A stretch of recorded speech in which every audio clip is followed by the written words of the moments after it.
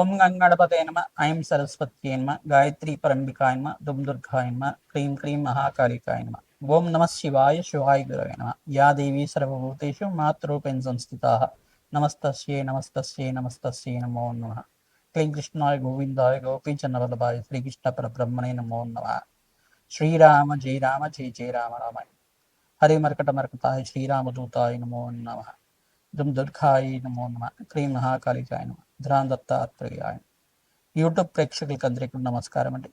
నేను జ్యోతిషం వాస్తు సిద్ధాంతిని పాలపర్తి గురునాథ్ శర్మ.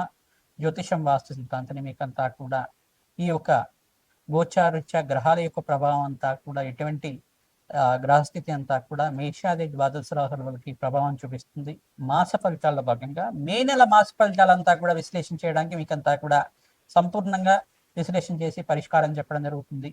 మే నెల మాసంలో ప్రధానంగా చూసుకుంటే ఈ గ్రహస్థితి అంతా కూడా గోచారీత్యా ఈ రకంగా ఉంది. గోచార చక్ర ప్రకారంగా గ్రహస్థితి అంతా కూడా ఈ రకంగా ఉంది. ప్రధానంగా చూసుకుంటే గోచార చక్ర ప్రకారంగా మే నెల మాసంలో గ్రహస్థితి ఈ రకంగా ఉంది. గోచార చక్ర వశాత్తు చూసుకుంటే శనీశ్వరుడు అంతా కూడా మీనరాశిలో సంచారం చేస్తున్నారు.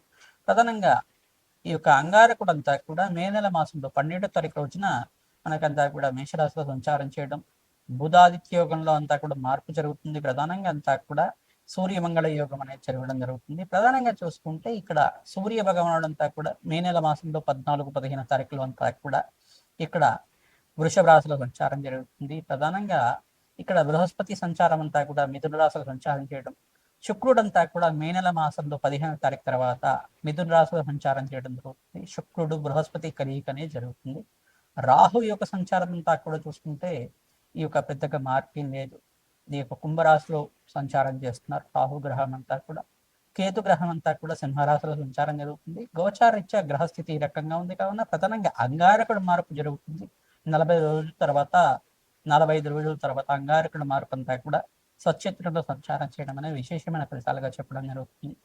ఈ యొక్క గ్రహస్థితి అంతా కూడా ఈ రకంగా ఉంది కావున వృషభ రాశిలో అంతా కూడా ఈ యొక్క సూర్య భగవానుడు సంచారం చేసిన తర్వాత ఇటువంటి గ్రహస్థితి అంతా కూడా మేషాది ద్వాదశ రాశుల వాళ్ళకి ఫలితాలంతా కూడా జరుగుతుంది. ప్రధానంగా మే నెల 14వ తారీఖు తర్వాత నుంచి రాజయోగాలు పట్టబోతున్న రాశులు ఏంటి, ఆకస్మికంగా ధనయోగ ప్రాప్తి రావాలన్న విశేషమైన ఫలితాలు పొందడానికి ఎటువంటి దేవతనంతా కూడా ఆరాధన చేయాలి, ఏ దేవత ఆరాధన చేయడం వల్ల శీఘ్ర ఫలితాలు పొందుతారు. మే నెల మాసంలో ప్రధానంగా మేషాది ద్వాదశ రాశి వాళ్ళు హనుమత్ జయంతి అనేది మనకి వైశాఖ మాసంలో కృష్ణపక్షంలో దశమి తిథి రోజునంతా కూడా సంభవిస్తుంది. మే 12వ తారీఖు రావడం చాలా విశేషంగా చెప్పడం జరుగుతుంది.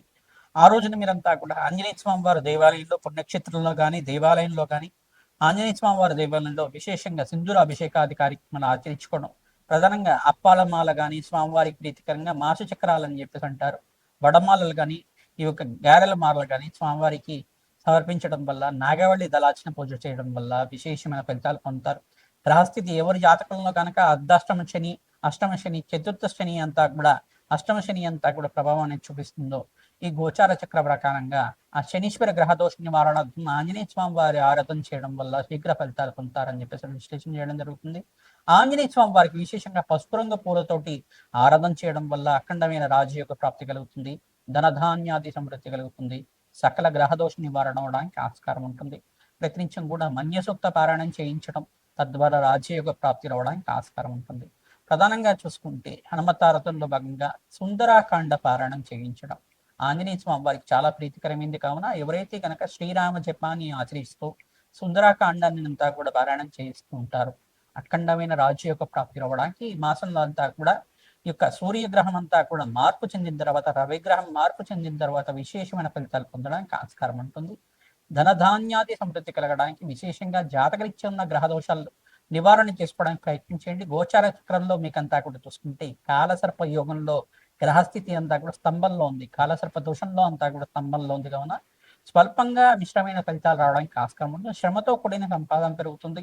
ప్రధానంగా చూసుకుంటే ఇక్కడ అంగారకుడు శనీశ్వరుడు కలిగి జరిగింది కాబట్టి స్వల్పంగా మనస్పర్ధలు రావడం కానీ, చిన్న చిన్న చికాకులు జరగడం కానీ, ఈ గ్రహస్థితి అంతా కూడా మారిన తర్వాత మీకంతా కూడా మనశ్శాంతమైన జీవితం కలగడానికి కానీ ఆస్కారం ఉంటుంది. మాట పట్టింపు అనేది పెరగడం కానీ జరుగుతూ ఉంటుంది. ప్రధానంగా చూసుకుంటే కోప ఆవేశాలకు అంతా కూడా స్థానం ఇవ్వడానికి అవకాశం ఉంటుంది. ఇతరులతో మాట పట్టింపు, మాట మాట వివాదం పెరగడం కానీ, చిన్న మాటకంతా కూడా మనస్పర్ధలు రావడం కానీ ఇట్లాంటివి జరుగుతూ ఉంటాయి.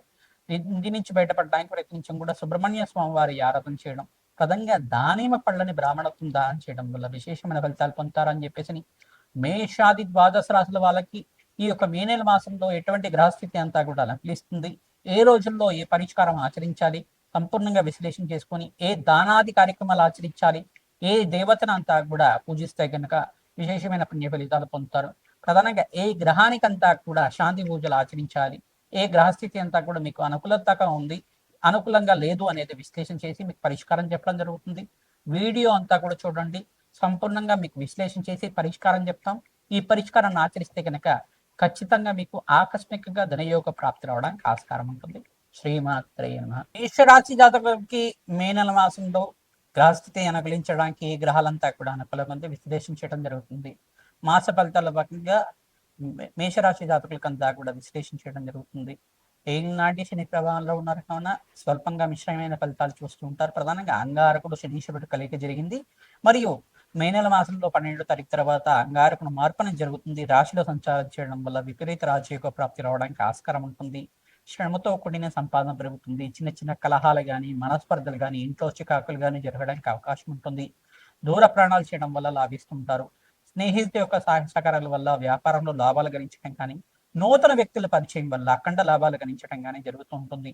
చిన్న చిన్న మనస్పర్ధలు జరగడం కానీ, మీకు ఆశ చూపించి మోసపోవడం కానీ జరుగుతూ ఉంటుంది. కావున ఇటువంటి ప్రలోభాలకు మీరంతా కూడా లోబడి కాకుండా చాకచక్యంతో తెలివితేటతో జీవిత విధానం ఉంటే కనుక శీఘ్ర ఫలితాలు పొందుతారు. ప్రధానంగా చూసుకుంటే మోసగించే వాళ్ళు కూడా ఉంటారు.